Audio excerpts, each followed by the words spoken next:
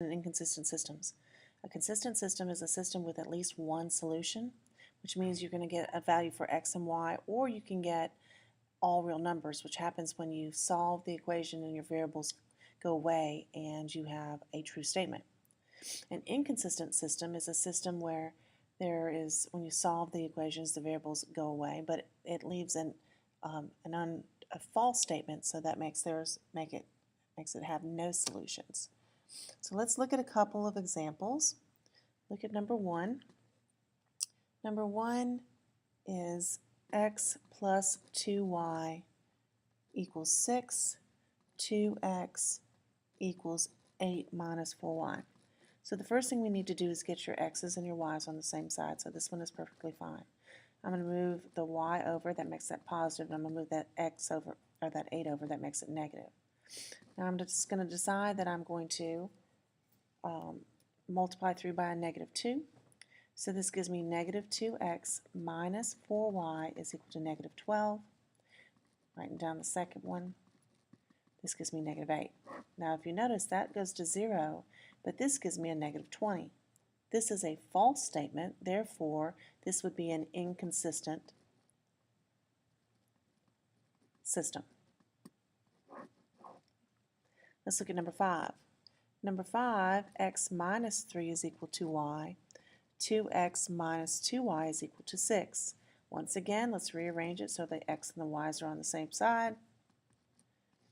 I'm going to once again solve for x, so I'm going to multiply everything by negative 2. That gives me negative 2x plus 2y is equal to a negative 6. Writing down the second equation. Now in this case, do you notice this goes to 0 and this goes to 0? This is a true statement, so therefore this is at least one solution, so it falls up in here into the consistent. So this is a consistent system. Okay.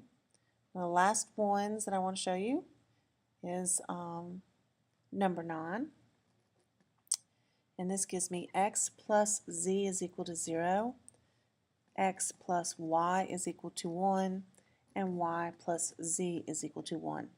Now in these equations you notice that I don't have two of the same kind. So I'm going to have to use the substitution method, and so I need to solve for z or x. So I need to x is equal to negative z.